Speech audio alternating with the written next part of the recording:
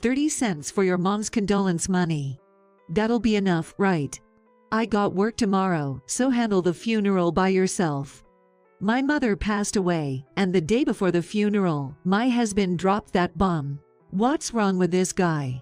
His words ignite a dark fury deep within me. If I could, I'd punch him right now. Unforgivable. Well then, your thing is worth 30 cents too, huh? I decided to get the ultimate revenge on my husband. I'm Grace, 28. I got married to Noah, who is of the same age, just a year ago. We both work full-time at separate companies. We met at a co-worker's singles mixer a year ago. I was hesitant at first, never having dated, and feeling out of place. A colleague insisted, so I reluctantly agreed to join, knowing I was only invited to make the number of people match. I won't be able to liven up the conversation anyway, so I'll just go along and get through it. On the day of the mixer, even on the train ride to the venue, I kept thinking about it. I was more of an introverted indoor person, enjoying hobbies like reading. Maybe because of that, I didn't have many female friends, let alone male friends, which I've never had any. With those anxious feelings, the mixer began. I sat quietly in a corner, sipping my drink, trying to keep to myself. Drinking alone like that isn't much fun, is it? It was Noah who approached me, striking up a conversation. Noah was the most handsome and cheerful person among the participants, but I couldn't understand why he was so actively talking to me. There were other girls there who were prettier and more cheerful than me. At first, I was wary of Noah, who approached me so suddenly, thinking he might be a player. But I got caught up in his conversation skills and gradually became able to talk to him as a friend. Talking with Noah was really enjoyable, and before I knew it, the end of the mixer was approaching. As the mixer ended, he asked for my number. Hey, wanna exchange numbers? Feeling perplexed, I exchanged numbers with him, and we went home for the day. The next day, I received a message from him. I'd like to meet up just the two of us next time. Seeing that message, I wondered if I was dreaming. I had never been invited by a man before, and I thought maybe he was teasing me as a truth or dare game. Really? Well then, sure, let's meet up. Ecstatic at the invitation from Noah, I agreed to meet up. A week later, I went out for a meal with Noah. After that, Noah and I went on several dates, and we officially started going out. Never having had a boyfriend before, I was overjoyed at my first ever boyfriend, and even did a little dance on the spot as I was so happy. I can't believe this is happening. When I went home and told Mom about my boyfriend, she glanced at the fireplace mantel. At the other end of her gaze was my father's portrait, who passed away about 10 years ago. My mom had always taken care of me alone. Seeing her smile at my announcement while looking at my dad made me incredibly happy, and tears welled up naturally. I learned during our dates that Noah had lost both parents at a young age, so he understood the loneliness of not having a father. About 3 months into our relationship, one day Noah proposed to me. I'm so happy. But with Mom and all, I need some time to think. I was genuinely thrilled, but I decided to temporarily postpone my reply to Noah's proposal. About a month into our relationship, my mother was diagnosed with terminal colon cancer, with doctors giving her only 6 months to live. The time I had left to spend with her was short. I told Noah about it. Maybe my mom would pass away soon. I definitely wanted to get married. But I also wanted to spend time with my mom, so my heart wavered. I want to help your mom too.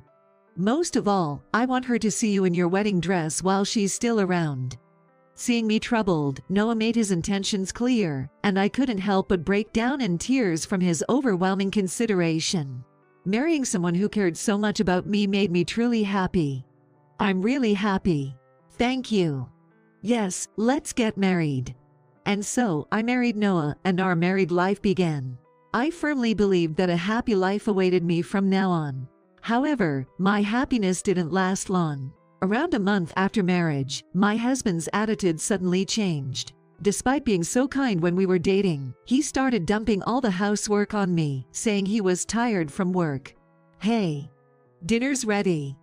Even if I called out loudly, my husband seldom came right away. His study room was upstairs, and apparently, he couldn't hear me over the loud TV. I kept calling for a while until he finally showed up at the dining table, a scene that repeated almost every day. Even on holidays, he casually left all the housework to me, saying, "I'm hanging out with friends today, so take care of the chores." I was getting frustrated with such a husband. About a month later of enduring such a life, I reached my limit and said, "I work too. Can't you help with the housework on weekends?" But my husband, looking annoyed, said, "Can't help it. I have plans with friends on weekends too." "You wouldn't understand since you don't have many friends." I thought it was too much to say that to my face, but I didn't want to argue anymore, so I didn't say anything more.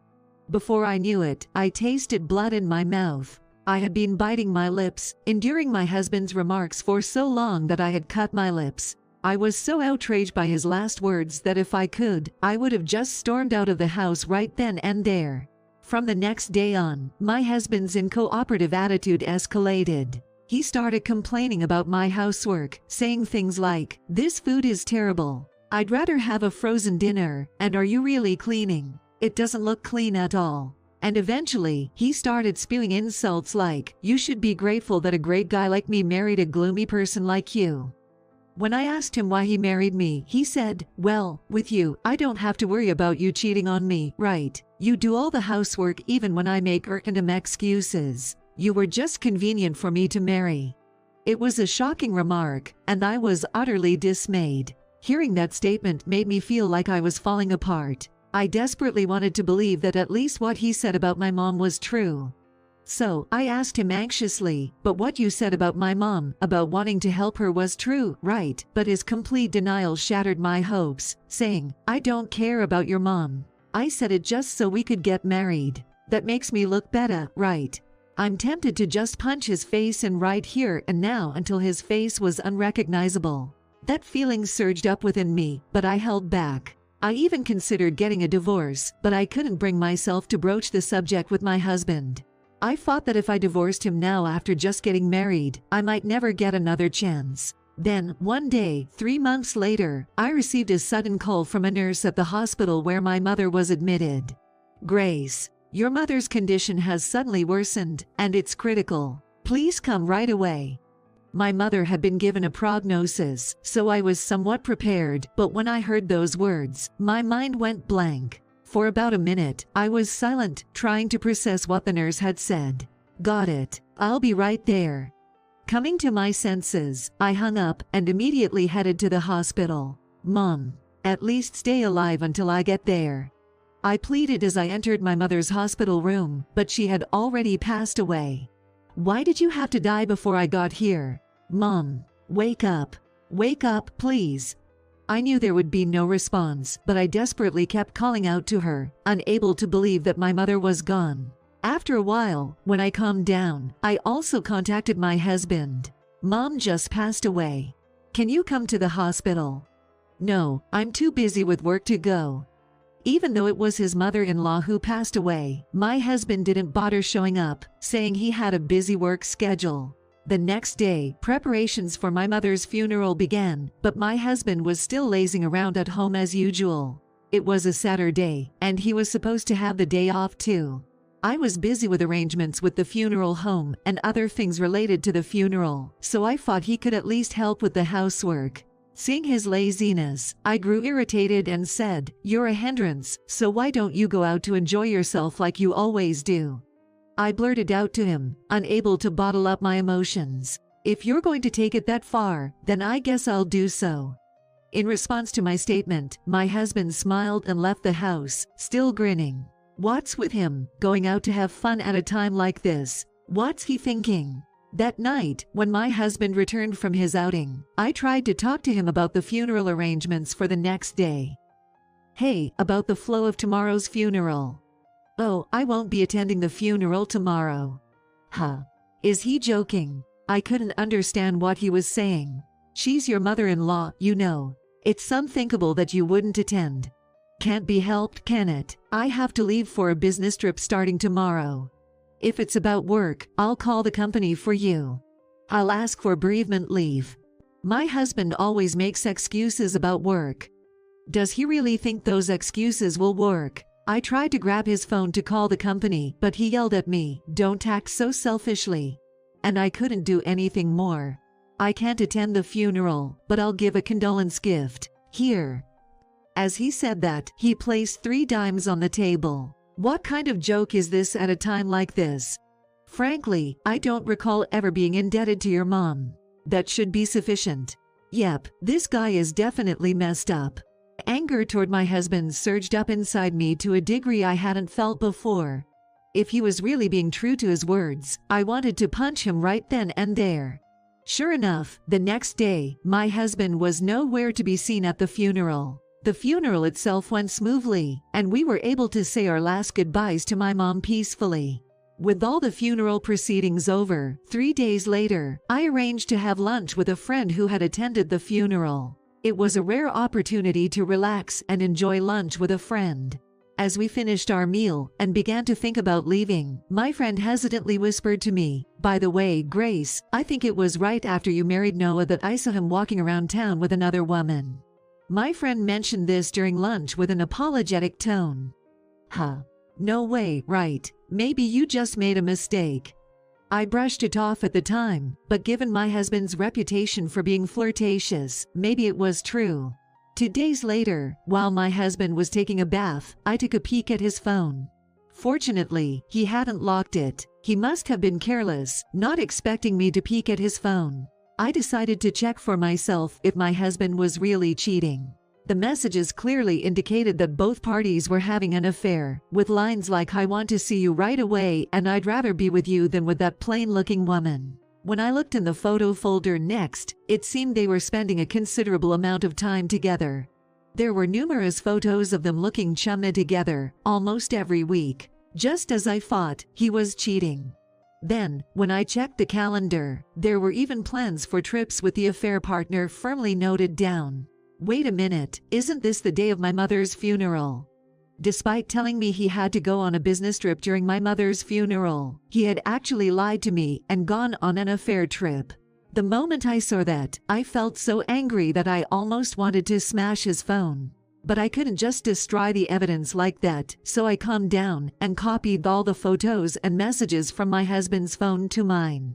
After discreetly returning the phone to its original position so my husband wouldn't notice, I reviewed the email's copies. From those emails, I also learned the name of his affair partner. It seemed to be a junior colleague who worked at the same company as my husband.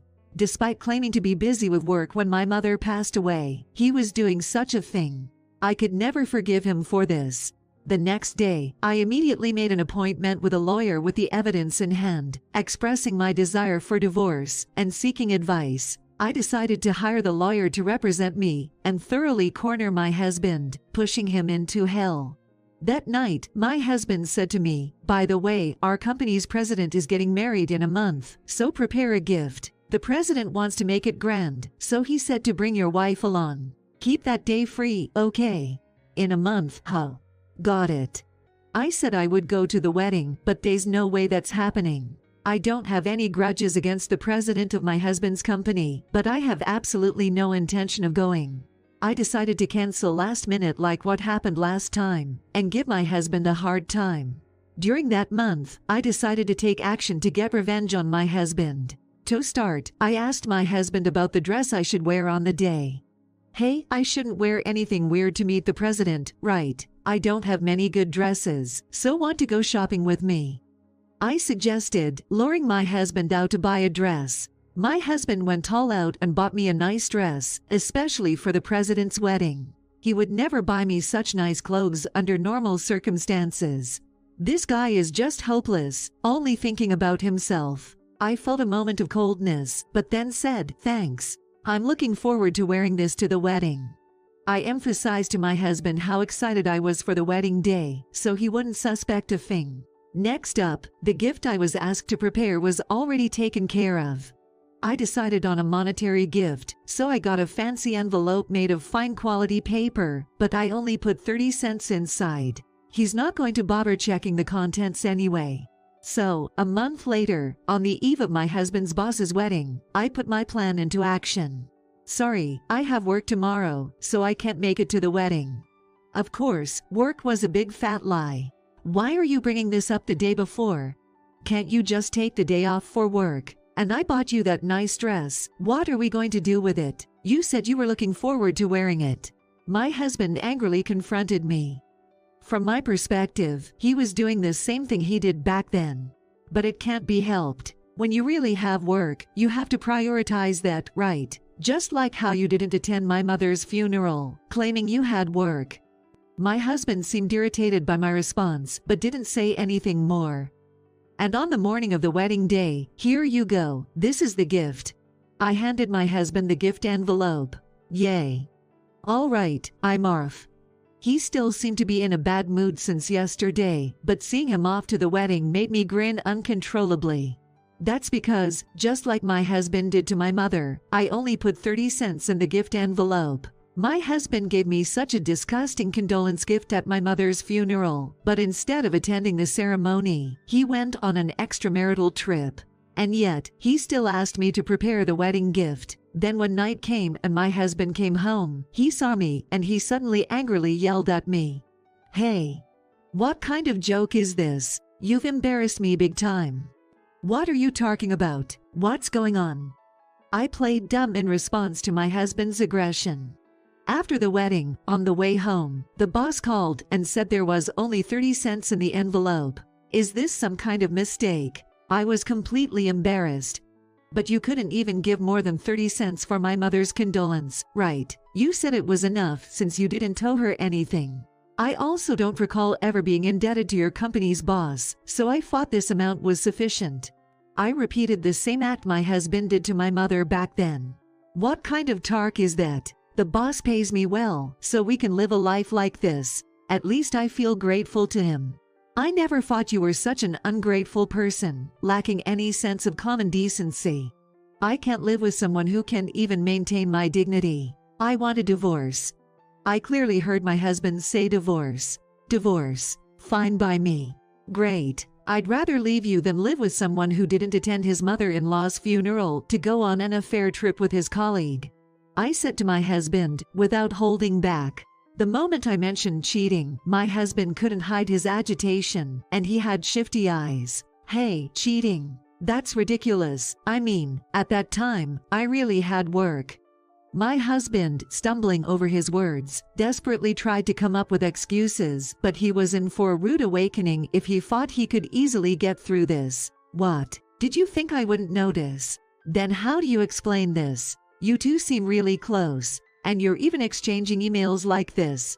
I confronted my husband, showing him the evidence I copied between him and his affair partner.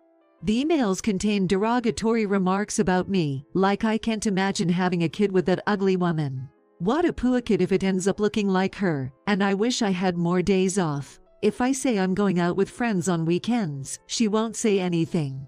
I read out these emails to my husband and said, "Looks like you've been making a fool out of me behind my back." Still want to deny it. My husband, who had his emails, photos, and plans copied, couldn't say anything in response to my questions. "I haven't forgotten what you said to me before about me being a convenient woman. Even though I was happy about getting married at the time, I didn't want to get divorced, so I just endured it when you said that. But to think you were cheating on me too. I'm not someone who will keep taking it forever, you know." I couldn't help but get emotional and raise my voice as I reminded my husband of what he said back then. But he remained silent, refusing to answer any of my questions. "If you can't say anything, that means you're admitting it, right? Oh, by the way, didn't you mention divorce earlier? Then sign this divorce paper. Oh, and about the cheating, I've already consulted a lawyer and will be seeking compensation from both you and your lover," I said, and my husband readily admitted to the affair. "Fine. By the way, how much?" he asked. "I'm asking for $30K from you and $10K from your lover. By the way, I'll be sending a letter to your lover demanding payment." I informed him of the compensation amounts. My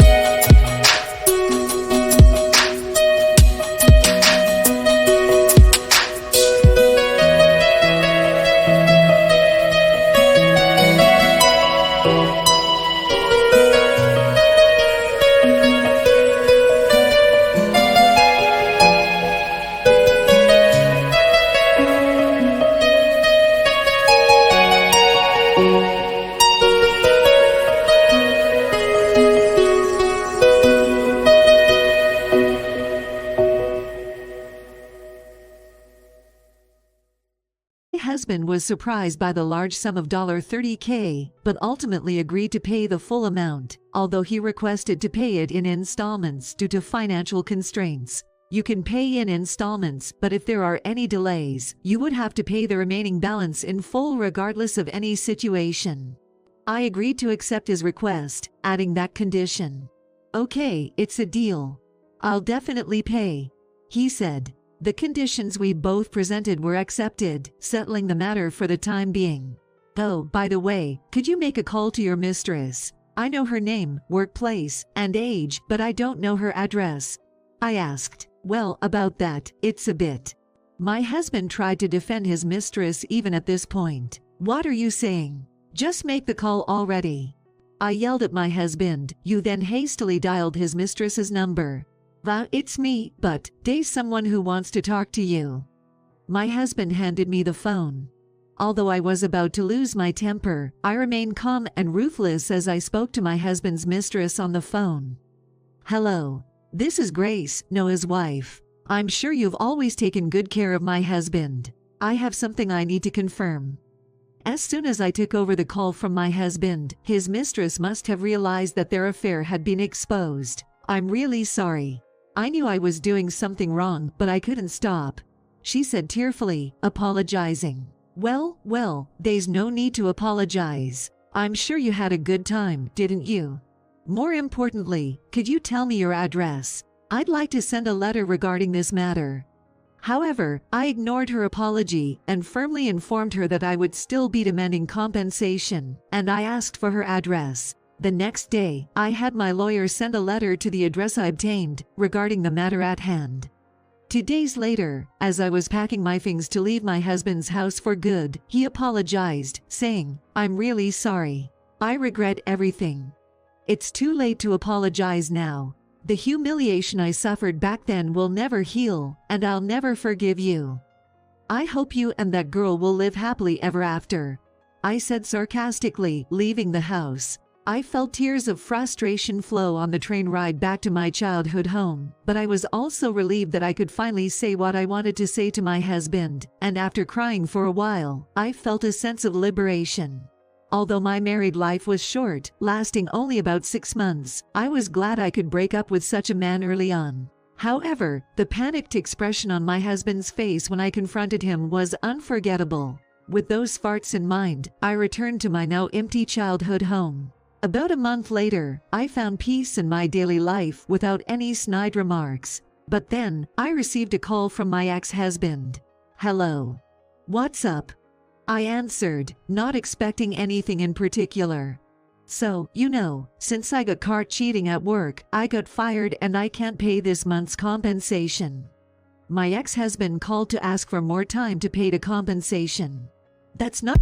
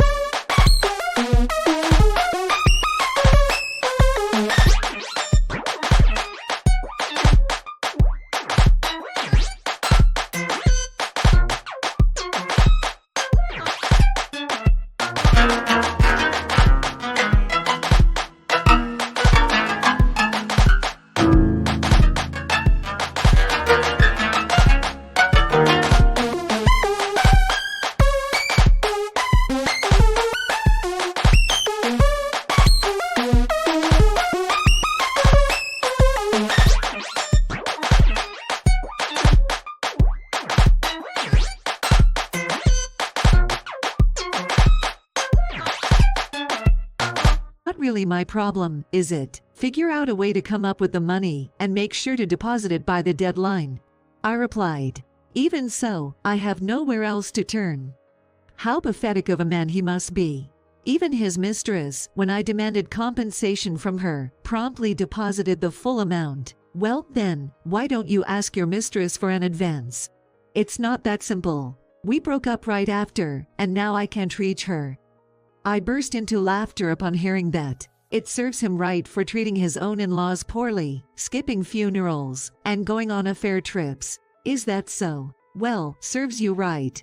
I couldn't help but speak my mind as I hung up on my ex-husband. In the end, there were no delays in paying the compensation for that month or any month thereafter. He probably thought he could tug at my heartstrings because he was reluctant to part with his money. My first marriage was a disaster with an outrageous man, but 2 years after divorcing him, I met another man. After 2 years of dating, we're getting married next month. Unlike my ex-husband, he's truly sincere and very kind to me. Worried that he might change his attitude and stop doing household chores after marriage, I decided to move in with him after dating for a year. I hesitated to test him, but even after moving in together, his kindness remained unchanged, and he actively helped with household chores without me having to say anything. We went on dates together every time we had a day off. Even after we're married, will you still go out on dates with me like this? Will you still be kind to me? Yeah, of course. Seeing him smile and answer my questions, I felt like I could be happy with him. Next time, even though challenges may still lie ahead, I hope to have a marriage life where I feel more happiness than pain.